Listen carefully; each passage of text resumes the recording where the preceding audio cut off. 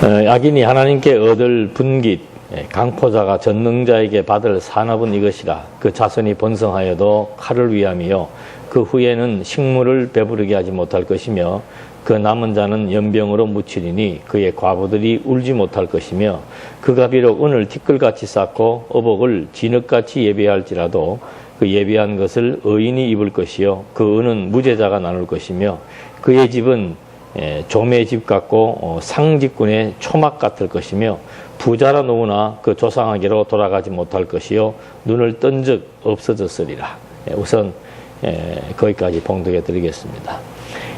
지금 친구들과 욥의 대화 내용 가운데서 이제 그 신관에 대한 내용을 말하고 있습니다. 그러니까 친구들의 신관은 하나님이 어떤 섭리를 해 나가시는 데 있어서 인간이 거기에 반응하는 결과에 따라서 하나님께서 섭리해 나가신다. 그렇게 해서 하나님의 뜻에 잘 순복하면 하나님이 형통케 해주고 그렇지 않으면은 벌을 준다라고 하는 그런 인광보적인 신사상을 피력을 했습니다. 그러나 욥은 그런 인간의 행위와 상관없이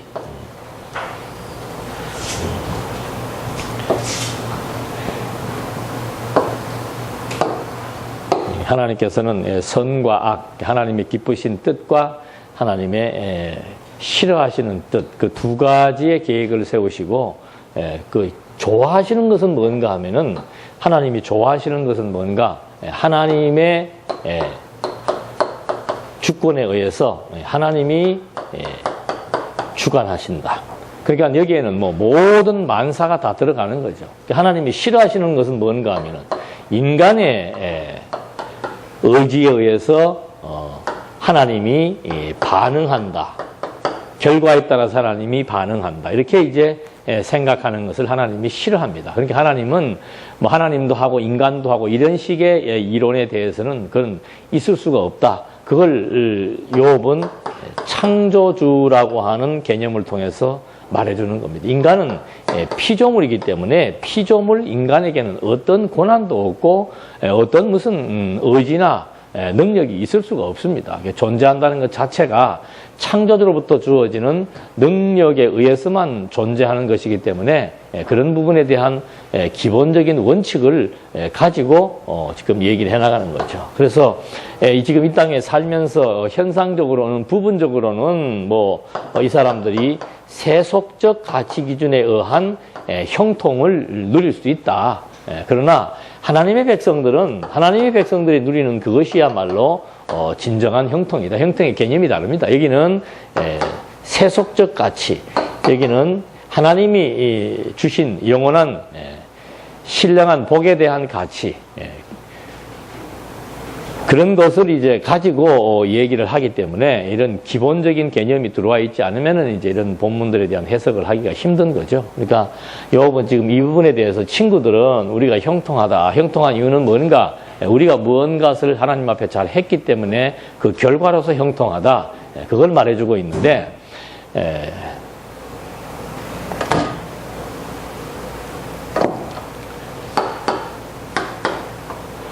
그것은 이제 최종적인 끝을 보게 되면 알 수 있다. 그 얘기 되는 거죠. 그러니까 우리는 뭐 모든 이 섭리에 대한 것들을 총체적으로 다 봐야 됩니다. 뭐 요셉의 사건도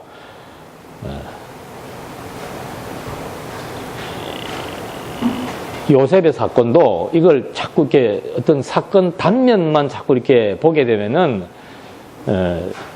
그게 정확한 해석이 나오지가 않습니다. 그래서 인생이라고 하는 것은 처음부터 끝까지 전체를 다 가지고 해석을 해야 그 처음부터 끝까지 다 해석한다는 것은 마지막에 대한 결론을 얘기하는 겁니다.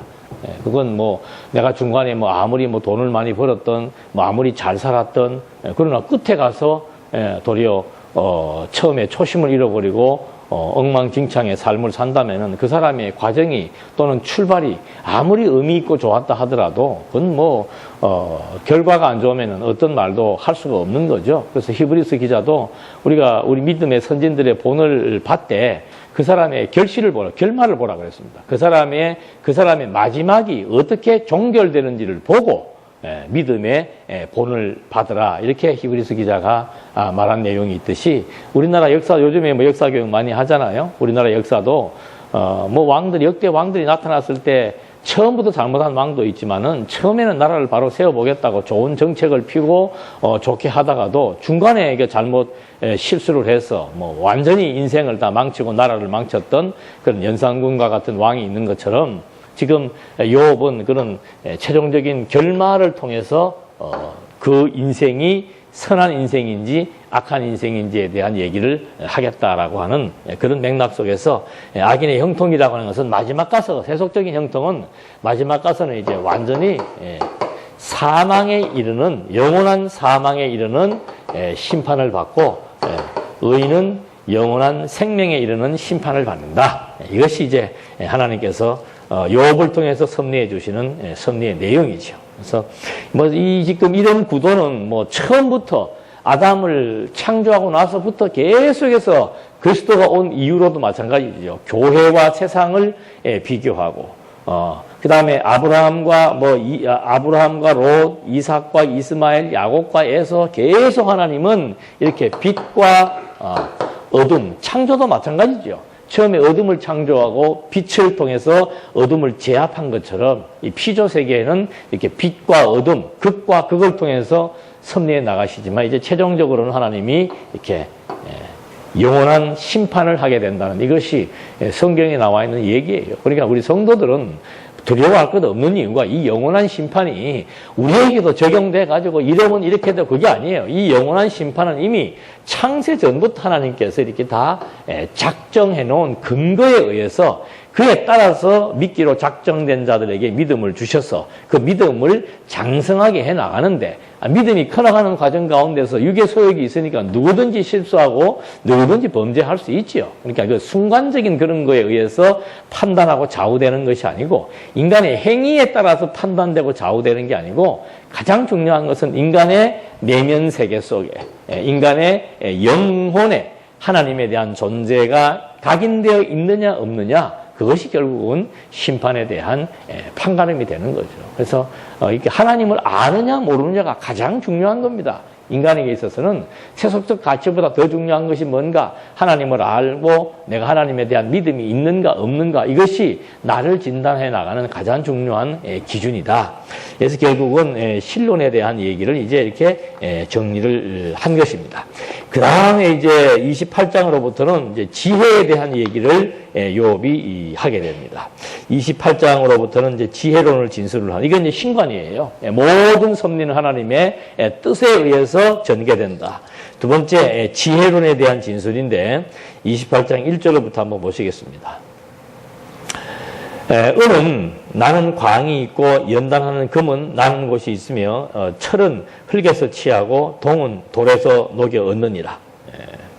땅에서 나는 땅에서 광물과 보석을 얻는다. 저도 이거 처음 알았네요. 동은 돌에서 얻고 철은 흙에서 취하고 이것이 이제 무엇을 얻어나가는 이치를 지금 설명해주고 3절에 사람이 흑암을 피하고 끝까지 궁구하며 음예와 유황 중에 광석을 구하되 사람 사는 곳에서 멀리 떠나 구멍을 깊이 뚫고 발이 땅에 닿지 않게 달려내리니 멀리 사람과 격절되고 흔들흔들 하느니라.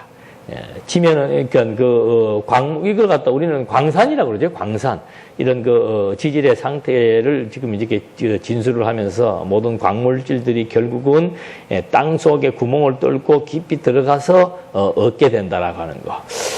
그러면서 6절로부터 그 돌 가운데는 남보석이 있고 사금도 있으며 그 길은 솔개도 알지 못하고 매의 눈도 보지 못하며 위험스러운 짐승도 밟지 못하였고 사나운 사자도 그리로 지나가지 못하였느니라.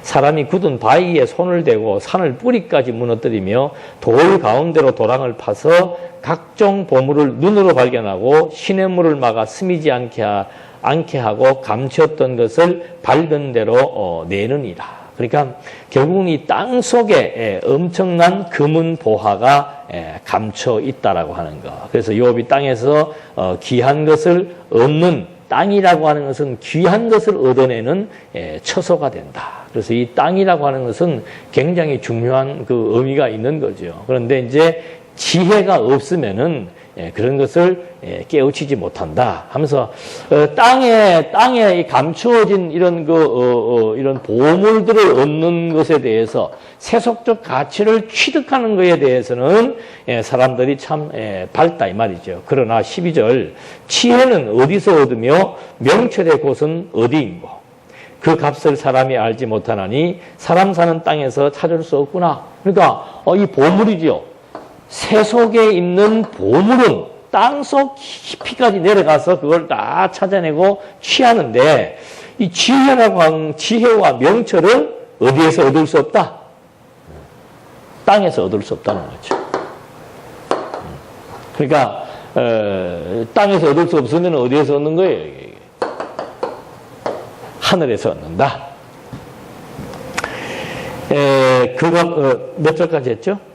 14절 깊은 물이 이르기를 내 속에 있지 아니하다 하여 바다에 이르기를 나와 함께 있지 아니하다 하느니라. 그러니까 뭐 땅에서도 찾을 수 없고 물에서도 찾을 수 없고 어디서 찾아야 되는가? 그러니까 바로 이 지혜라고 하는 것을 지금 욥이 얘기를 하는 겁니다. 왜 그런가 하면은 이 형통에 대한 개념이 세속적 기준에 의해서 세속적 가치를 얘기해 주니까 욥은 지금 땅과 하늘을 대비시켜서 세속적인 이것은 많은 사람들이 땅 속에서 잘 얻고 취하고 그래서 금은 보화를 갖추어 놓고 아주 부자로 잘 먹고 잘 사는데 정말 사람들에게 필요한 것은 바로 지혜와 명철인데 그것은 물에 가도 없고 이 피조세계 바다에 들어가도 없고 땅에서도 얻을 수 없다라고 하는 말을 해주는 거죠. 그래서 잠언서의 9장 10절에는 그 여호와를 경외하는 것이 지혜의 근본이고 거룩한 자를 아는 것이 이 명철이다. 그러니까 지혜는 어디에 찾느냐?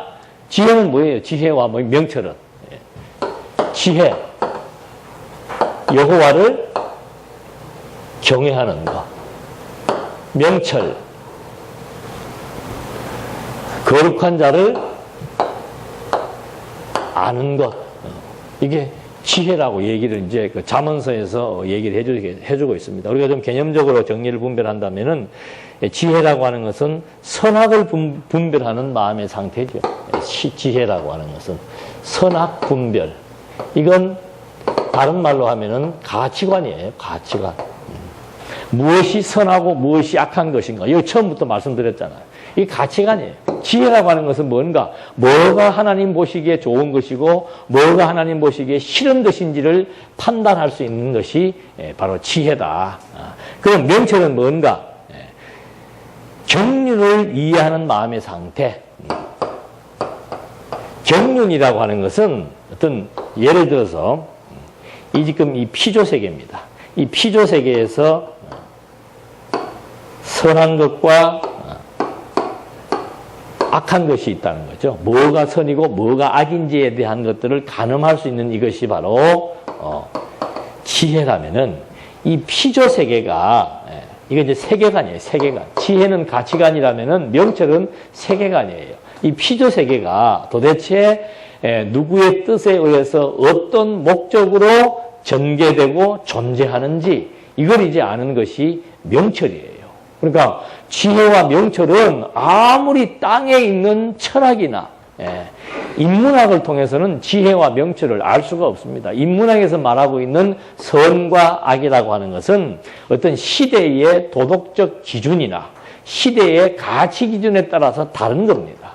그러나 성경이 말하는 선악의 기준은 뭔가 하면은 그 기준점이 하나님이에요. 그러니까 사람들이 살아가면서 도덕적 가치 기준이나 그 시대적 정신에 대한 가치 기준이라고 하는 것은 그건 뭐 인간들을 기준으로 해서 만들어낸 선악에 대한 개념이고 성경이 말하고 있는 그 선악에 대한 개념은 뭔가 하면은 하나님 보시기에 좋은 것과 하나님 보시기에 싫은 것이 선악의 개념이에요. 그게 왜 선악의 개념이 됩니까?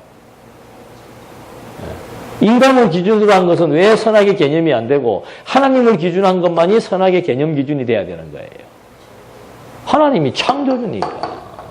그래서 욥기서에서는 그걸 정확히 말해주고요. 하나님이 창조주고 인간은 피조물이기 때문에 모든 만물의 좋고 나쁨의 기준을 인간 중심으로 해서는 안 된다는 것을 지금 욥이 말하려고 하는 겁니다. 그러니까 타락이라고 하는 것이 바로 뭔가? 타락이 창조주 하나님이 좋아하시는 것을 선이고 싫어하시는 것을 악이라고 규정을 해야 되는데 아담이 타락을 하고 나니까 자기 좋은 대로 선과 악의 기준을 설정해 버렸다는 거죠. 그게 죄라 이 말입니다. 그러니까 하나님을 빼고 인간들끼리 모여서 자기들끼리 정해놓은 좋은 것과 나쁜 것이라고 하는 것 자체가 하나님 기준에서 봤을 때는 그게 죄라는 거죠. 그걸 어떻게 이 땅에서 찾을 수가, 땅에서 찾는다는 것은 인간을 중심으로 해서 인간의 철학이나 학문을 통해서 경험을 통해서 선과 악의 기준을 결정하려는 것과 같은 이치다 그런 얘기죠. 그러니까 이 욥기서에서 특별히 지금 말해주는 것은 뭔가 하면은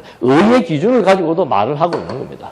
무엇이 의가 되느냐 이 말입니다. 욥의 친구들은 뭔가 인간이 자기의 노력으로 의인이 될 수 있다라고 하는 얘기고, 욥은 뭔가 하면은 인간의 행위로 의롭다는 판정을 받을 수가 없다. 인간이 의롭다고 하는 판정은 하나님의 선포다. 완전히 다른 개념이죠. 하나님께서 의롭다고 한 그것이 의가 되는 것이지, 죄인인 인간이, 피조물인 인간이 아무리 자기들 기준에서 이것은 의의 기준이라고 만들어 놓고 그렇게 도달한다고 해서 의가 될 수가 없다는 거죠. 왜? 본질적으로 인간은 타락한 죄인이기 때문에 죄인이 행동하는 모든 것 자체가 죄가 되는데, 그걸 자꾸 자기들 기준에 놓고 나는 오늘 내가 뭐 좋은 사람, 좋은 일을 많이 했기 때문에 저 사람은 의인이야. 지하철에 떨어지는 사람을 구출해 줬기 때문에 그 사람은 의인이야. 그거는 그냥 그 시대 정신에 봤을 때 착한 일이고 좋은 일일 뿐이지, 그게 하나님의 기준에서 봤을 때 의인과 악인을 평가하는 그런 기준이 되지 않는다는 거죠. 그래서 이 지금 욥은 굉장히 심오한 얘기를 해주고 있는 겁니다. 모든 도덕적 기준에 의한 선과 악이 아니고 의인과 불의한 인간, 의인과 죄인이 아니고 바로 모든 판단의 기준은 하나님이다. 왜냐하면 하나님은 창조주이기 때문에 창조주 하나님이 보실 때 모든 것들을 판단한다. 그게 심판이에요, 심판. 판단과 심판은 하나님의 고유권한입니다. 창조주의 고유권한입니다. 하나님 보시기에 좋다 나쁘다고 판정을 하는 거지, 사람들 자기가 만들어 놓은 기준에 따라서 좋다 나쁘다 옳다 그러다, 그거는 아주 좋지 않은 악습이 되는 거죠, 악습. 그러니까 자꾸 이런 기준이 주어지니까 인간이 자꾸 무엇을 이렇게 행하면은 하나님께서 뭘 주신다. 그게 결국은 인간이 정해놓은 의의 기준과 인간이 정해놓은 그 의를 획득하는 방법의 기준을 만들어 놓고 인간이 이렇게 해놓고 그걸 지키니까 하나님이 형통케 하시더라. 이것이 완전히 하나님 보실 때는 악이라 이 말입니다. 악한 짓이다라고 얘기를 해주는 거죠. 그래서 선과 악에 대한 개념 기준을 바꾸지 않으면은 참 이 성경을 이해하기도 힘들고 욥의 친구들처럼 저런 이론이 나올 수밖에 없는 거예요. 하나님 앞에서 인간은 행동을 하나하나 똑같은 다 죄인이에요. 아무리 도덕적 기준에 의해서 시대 정신에 따라서 그 많은 백성들이 옳다고 한다고 해서 그것이 옳아지는 게 아니란 말입니다.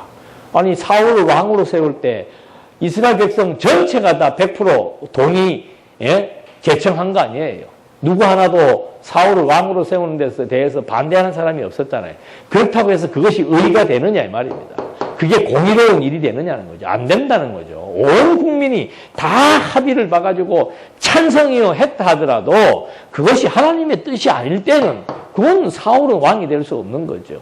부적격자라 이 말입니다. 이게 인간들이 정해놓은 적격자, 부적격자의 기준하고 하나님이 정해놓은 적격자와 부적격자의 기준은 다릅니다. 하나님이 정해놓은 적격자의 기준은 하나님이 정해놓은 뜻에 따라서, 그게 바로 사람으로 말하면 예정이에요, 예정.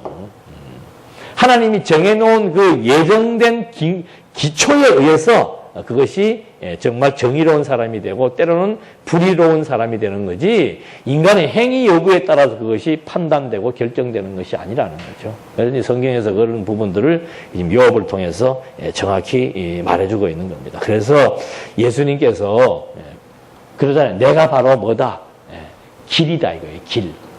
지혜를 얻을 수 있는 길이고 내가 바로 곧 진리다 이거예요. 진리. 왜? 당신이 하나님의 아들이니까 당신이 모든 것을 판단하는 기준이 되고 당신이 모든 것들을 증명해낼 수 있고 그런 일이 되기 때문에 당신이 기준이다. 예수님께서 아니다 그러면 아니고 맞다 그러면 맞는 거예요.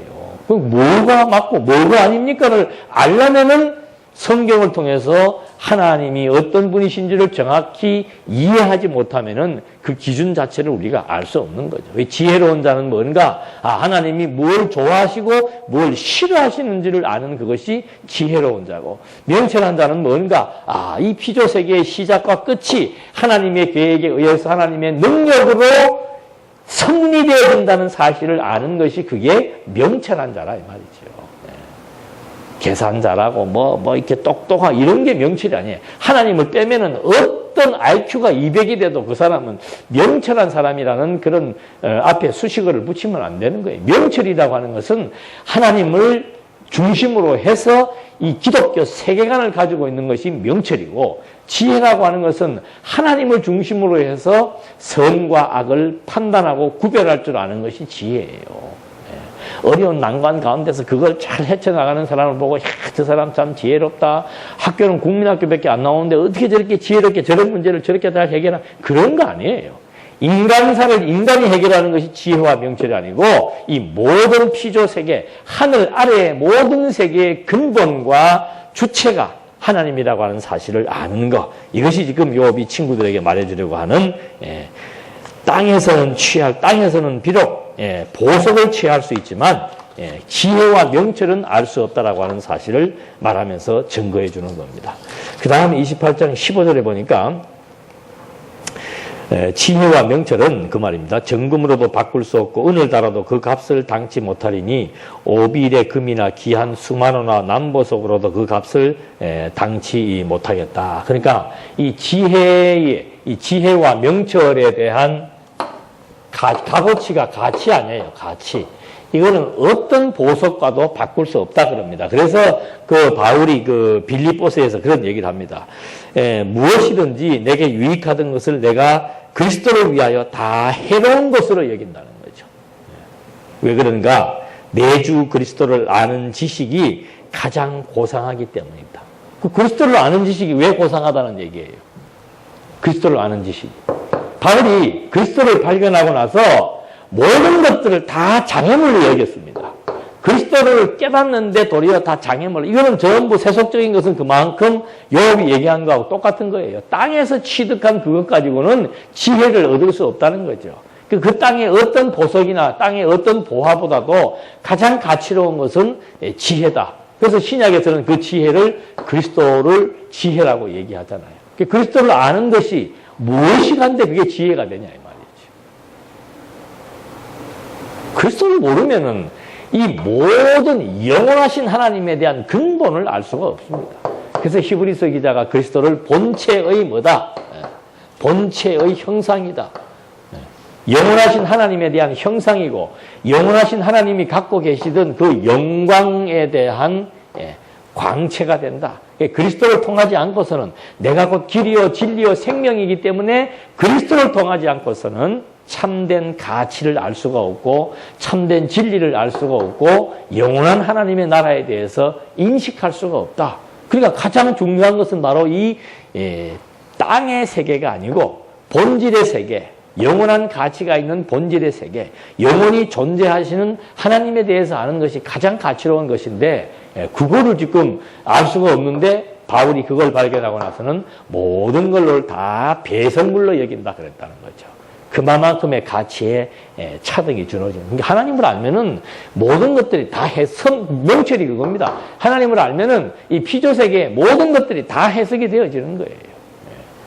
지금 당장의 어떤 사건에 대한 해석은 직접적인 해석은 못할 수가 있지만은 근본적인 해석은 다 할 수 있는 거죠. 그래서 어저께 아침인가 제가 글을 올릴 때도 요셉의 사건을 통해서 글을 올린 게 하나 있는데, 우리 다 알고 있는 거 아니에요. 요셉이 그냥 형들에게 미움받는다. 우리가 미움받는다 그러면 미움받을 것만 생각을 하면 안 좋다고 생각을 하잖아요. 그래서 자꾸 넓게 보라는 얘기예요. 미움받아가지고는 결국에는 이제 노예로 팔리게 되잖아요. 노예로 팔려가지고는 억울한 누명을 써가지고는 결국은 인생의 막장인 감옥까지 가게 되잖아요. 여기까지만 요셉의 인생 스토리를 본다면은 참, 이런 기구한 인생이 어디가 있습니까? 이 평생이 이런데 여기서 끝나버린다면 그 요셉의 인생은 정말 힘든 인생이죠. 근데 하나님께서 감옥에서 반전을 해 나가잖아요. 감옥에서 꿈을 해석하게 해가지고 뭐 요즘은 그 프로이드 심리학의 꿈에 대한 것도 나옵니다. 뭐 여러분도 꿈 해석 한번 잘 해보세요. 꿈 해석만 잘해도 요셉처럼 예? 뭐 졸지에 뭐 귀한 사람 만날 수도 있겠지 뭐. 예. 그래갖고 결국 요셉이 총리가 되잖아요. 근데 이 피조세계의 모든 것들을 정확하게 그렇다면 이제 우리가 해석이 가능한 요셉으로 하여금 하나님께서 왜 미움받게 한 겁니까? 노예로 팔리게 하려고. 왜 노예로 팔리게 해서 누명 쓰는 겁니까? 감옥 가게 하시려고. 그런 하나님이 어디가 있습니까? 대들 수 있잖아요. 예. 왜 못 대드는가? 이 끝을 알면은 그런 말을 못 하는 거죠. 예. 그러니까 이 피조세계라고 하는 것 자체가 요셉의 인생처럼 이렇게 밑으로 내려가는 삶이라면은 그리스도를 발견하게 되면은 이제 그다음부터는 정말 예. 꿈을 해석함으로 말미암아 총리가 되는 것처럼 그리스도를 알게 되면 명철이 주어져 가지고 피조세계의 모든 이치를 이런 긍정적인 해석을 할 수 있다는 거죠. 아, 내가 지금 이런 위기에 빠졌는데 이렇게 되었는데 나중에 알고 보니까 결국은 하나님께서 이런 가장 진정한 영광의 자리에 앉히시려고. 그래서 그 베드로가 우리가 이 땅에 살면서 불같은 시련을 겪고 살지만 나중에 그리스도로 말미암아 칭찬과 영광과 존귀를 얻게 하려 함이니라. 똑같은 이치예요. 그래서 이 땅에 살면서도 이 여기를 보며 산다는 것은 피곤한 인생이에요. 그래서 우리 그리스도인들이 지향해야 될 지향점, 그거는 정말 진리 대신 그리스도를 통한 영원하신 하나님의 나라, 영원하신 하나님을 알고 보고 믿고 산다는 것 이상 우리에게는 가치로운 것이 없다라고 하는 것이죠. 그런 맥락에서 욥이 그 지혜의 값을 무엇과도 바꿀 수 없다라고 하는 얘기를 해주는 겁니다. 그러면서 20절 말씀에 그런즉 지혜는 어디서 오며 명철의 꽃은 어디인고 모든 생물의 눈에 숨겨졌고 공중의 새에게 가리워졌으며 멸망과 사망도 이르기를 우리가 귀로 그 소문은 들었다 하느니라. 하나님이 그 길을 깨달으시며 있는 것을 아시나니 이는 그가 땅끝까지 감찰하시며 온 천하를 두루보시며 바람의 경중을 정하시며 물을 대어 그 분량을 정하시며 비를 위하여 명령하시고 우리의 번개를 위하여 길을 정하셨습니다. 이게 명철이에요, 명철. 예. 명철이라고 하는 것은 뭔가 하면은 하나님이 그 땅을 감찰하시는데 비가 오는 것, 바람이 부는 것, 비의 분량, 뭐 바람의 세기 이런 것까지도 다 누가 정했다? 하나님이 정한 대로 되는 거예요. 지금 한국의 기온이 엄청나게 지금 변화되고 있잖아요. 예. 지금 뭐 제가 살고 있는 도시가 금메달 딴 거 아닙니까? 예? 40.3도인가 4도 지금 이번 여름에 최고를 찍은 거예요. 예. 나는 서울에 가면 좀 편할 줄 알았더니 제가 있는 묵는 숙소는 또 이 더운 여름에 방이 칸막이까지 쳐져 있어요. 칸막이까지. 예. 그래가 지금 일주일 내내 새벽 2시에 깬 거예요. 나는 몸이 내가 이상한 줄 알아. 새벽 2시에 눈을 뜨니까 난닝과 다 젖어 있고 몸에 땀에 흠뻑 젖어 있길래 내가 이게 몸이 골았구나. 이거 큰일 났네. 이거 왜 이러지? 그래갖고 일주일 내내 지금 새벽 2시에 깨는데 이제 엊그저께 그 원인을 찾았지. 김규현 목사도 같이 잤는데 김규현 목사는 더위를 안 타요, 거의.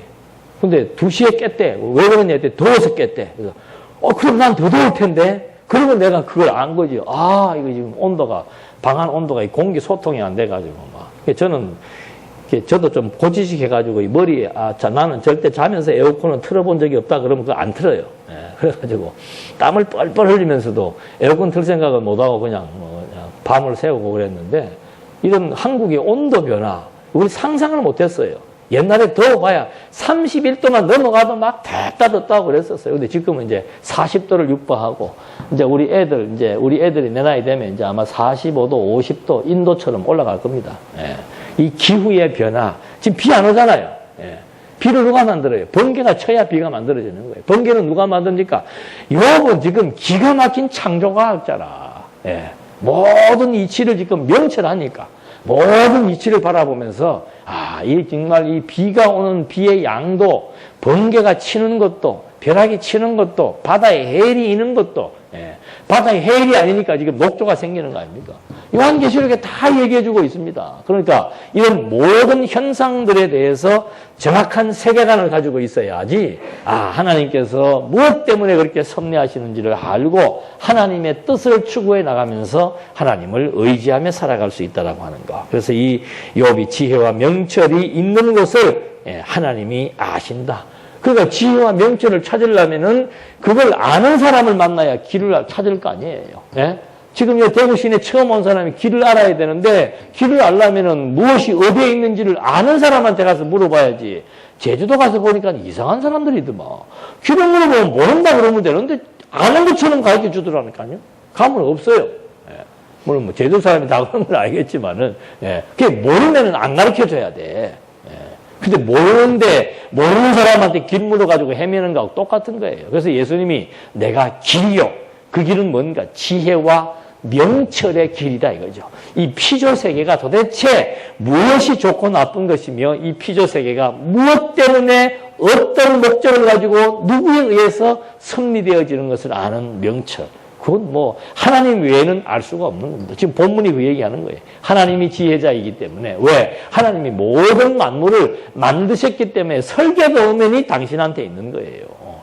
아무리 큰 건물도 어디가 고장나서 그걸 찾으려면은 도면이 있어야 되는 거 아니에요. 똑같습니다. 이 피조 세계의 도면을 아는 것이 명철한 자예요. 그게 명철입니다. 잊어버리지 마십시오. 명철이 뭔가? 피조 세계의 도면을 가지고 있는 거. 그게 명철이죠. 그것만 있으면 우리 뭐 내비게이션이 길 찾아주는 것처럼 모든 문제에 대한 열쇠를 다 해결할 수 있게 되는 겁니다. 그래서 20절에서 26절의 말씀에서는 이런 지혜와 명철에 대한 출처가 어딘지에 대해서 밝혀주고 있습니다. 그러면서 27절 그때 지혜를 보시고 선표하시며 굳게 세우시며 군구하셨고 또 사람에게 이르시기를 주를 경외함이 곧 지혜요 악을 떠남이 명철이니라. 예? 악을 떠남이 명철이니라.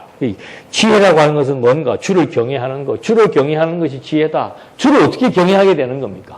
만상 하나님의 뜻대로 되어진다는 사실을 아니까 주를 경외하는 것. 그게 바로 지혜자이고 악에서 떠나는 것이 명철한 자이다. 미련한 자는 끝까지 가는 거예요. 끝까지. 예. 왜? 악이 좋은 줄로 아니까. 그래서 그런 겁니다. 사람들이 악이 나쁜 줄을 알면은 그 악의 세계에 가지 않지요. 그러나 악이 좋은 줄로 아니까 악이 왜 좋은가? 이게 인간의 본능과 일치하기 때문에 좋아요. 예. 인간의 본능은 뭡니까? 좀 더 많이 벌고, 좀 더 많이 누리고, 좀 더 많이 즐기고, 그게 인간의 본능이에요. 그것을 충족시켜주는 것이 악한 것이라 이거죠. 그러니까 이 기복주의라고 하는 것은 이건 정말 악한 겁니다. 악한 것. 한국 교회가 한동안 기복주의에 빠져 있죠. 그건 교회 아니에요. 엄밀히 말하면. 교회가 악을 가르치는 거죠. 교회가 선을 가르쳐서 하나님의 지혜를 깨닫게 해줘야 되는데 온통 교회들이 인간의 본능을 자극하는 겁니다. 내용문이 잘된 같이 범사가 잘되고 강건하기를 강구하느라 이렇게만 하면은 네 몸이 잘되고 모든 게 다 잘된다. 그건 본능이 요구하는 것과 일치하는 거죠. 근데 성경은 그렇지가 않아요. 하나님을 아무리 잘 섬겨도 사도 바울처럼 찌질찌질하게 말년에 너무너무 고생을 하다가 순교까지 당하는 그런 거. 베드로 역시도 마찬가지고 사도들이 거의가 다 순교를 다 당했습니다. 그건 바로 뭔가? 이 피조 세계에서 보는 악의 기준과 형통의 기준과 하나님이 보시는 선과 악에 대한 기준과 내용과 의미가 다르다는 것을 여기서 확실하게 증거해 주는 겁니다. 그래서 욥의 악에서 떠난, 그러니까 하나님께서 욥을 의인이라고 동방의 의인이라고 얘기했잖아요. 왜? 악에서 떠난 자이기 때문에 동방의 의인이라고 그런 겁니다. 그리고 욥을 의인이라고 선포한 것은 하나님이 욥의 행위가 아름다운 행위라고 판정했기 때문에 욥을 의인이라고 말한 것이요. 그래서 욥은 자신의 그런 그 고난의 삶을 통해서 나중에 그 지혜를 보게 되었다고 말하고 있는 겁니다. 그래서 그 고난이라고 하는 것은 그런 맥락 속에서 굉장히 중요한 의미가 있는 겁니다. 그러니까 무엇을 본다라고 할 때 사실은 그 본다는 개념 자체가 정말 어떤 과정을 통해서 어떤 그 실제 삶이나 용어들이 그대로 내게 체득되어지고 소화되어질 때 그걸 안다라고 우리가 표현을 하는 거죠. 본다라고 얘기하는 것이고. 그래서 욥이 마지막에 고백할 때 하나님을 뭐 했다 그럽니까? 귀로만 듣다가 눈으로 보았다. 어떻게 보았노라? 고난을 통해서 보았노라. 그래서 이 고난이라고 하는 것은 하나님을 보게 한다. 왜? 고난이라고 하는 결국은 그 본능에 대한 내용들을 복종시켜 나가는 과정이기 때문에 그런 고난을 통해서 하나님을 보게 되었다고 말하고 있는 겁니다. 한번 더 28절입니까? 28절 내용에 보니까는 28장 28절 그때 지혜를 보시고 선포하시며 굳게 세우시며 궁고하셨고 그러니까 하나님께서 이런 그 자연 만상을 통해서 섭리를 해나가시되 지혜를 보시고 지혜를 보셨다는 것은 지혜를 나타내었다 그런 뜻입니다.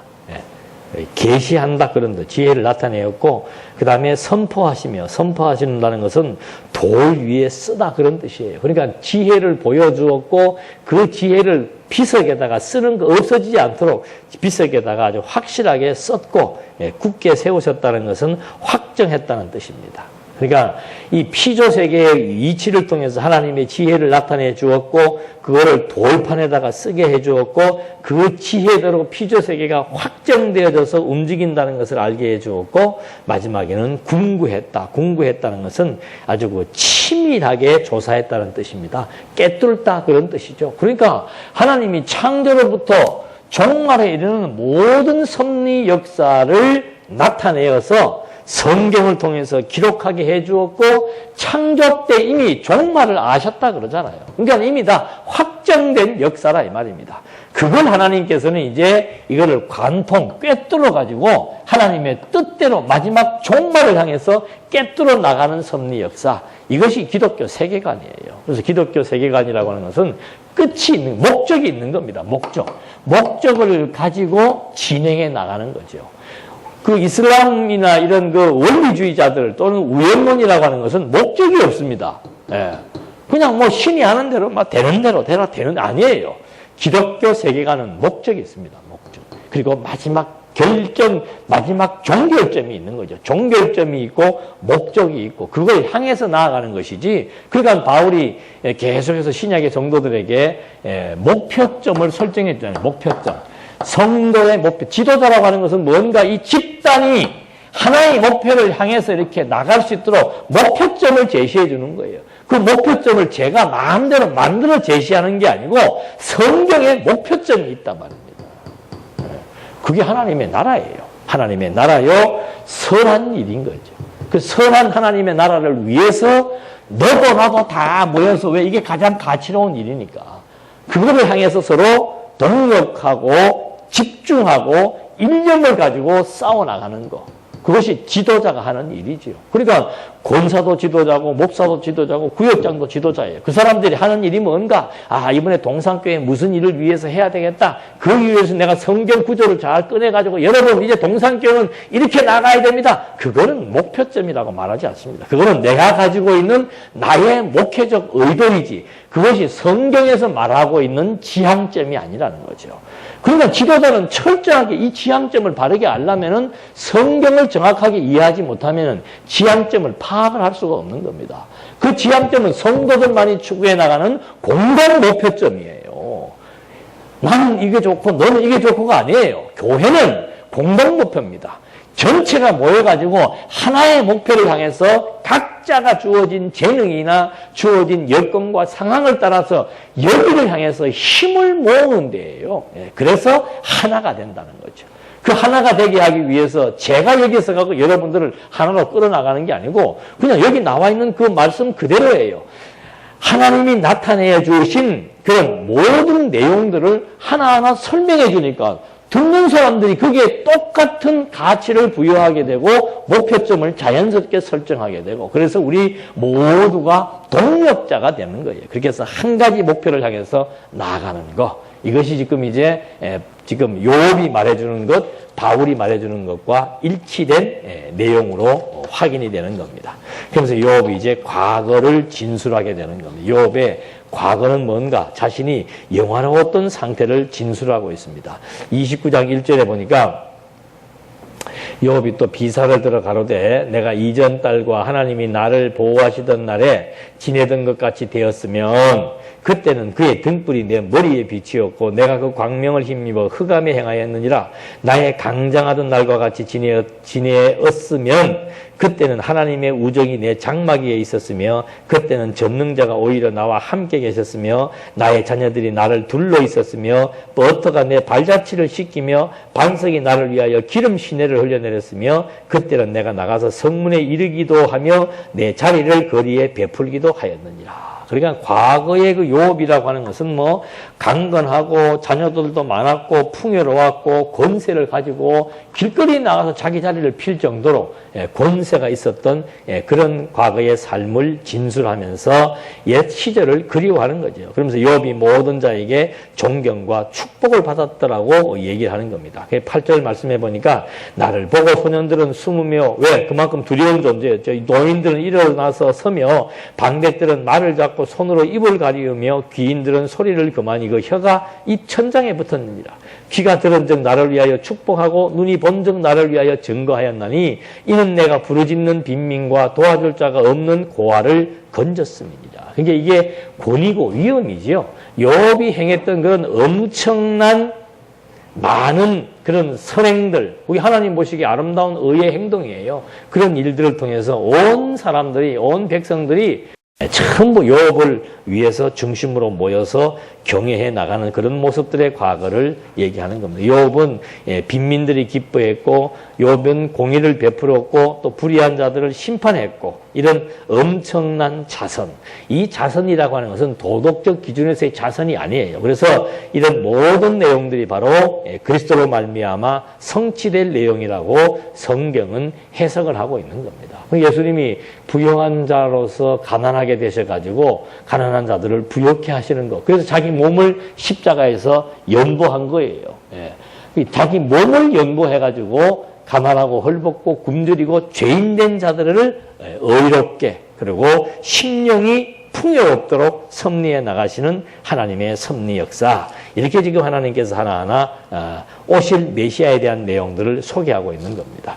18절로부터 25절 내용은 더 자세하게 말하고 있습니다. 내가 스스로 말하기를 나는 내 보금자리에서 선종하리라. 나의 날은 모래같이 많을 것이라. 내 뿌리는 물로 뻗어나가고 내 가지는 밤이 맞도록 이슬에 젖으며 내 영광은 내게 새로워지고 내 활은 내 손에서 날로 강하여지느니라 하였느니라. 무리는 내 말을 들으면 나의 가르치기를 잠잠히 기다리다가 내가 말한 후에 그들이 내가 말을 내지 못하였나니 나의 말이 그들에게 이슬같이 됨이니라. 욥이 말 한마디 하면 그게 전부 다 요즘 말로 하면 아멘으로 다 받아들일 수밖에 없는 그런 명언을 한 거죠.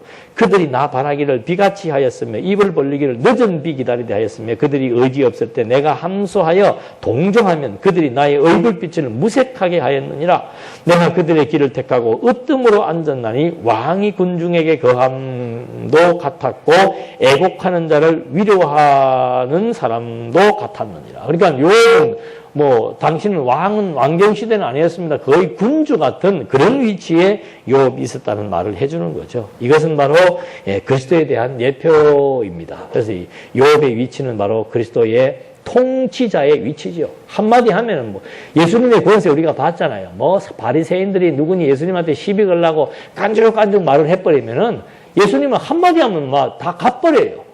그러니까 그 가늠한 여인을 놓아두고서도 그냥 막 그 사람들이 율법에 의해서 그 여자를 죽이려고 돌로 치니까 너희들 중에 죄 없는 자 있으면 쳐라.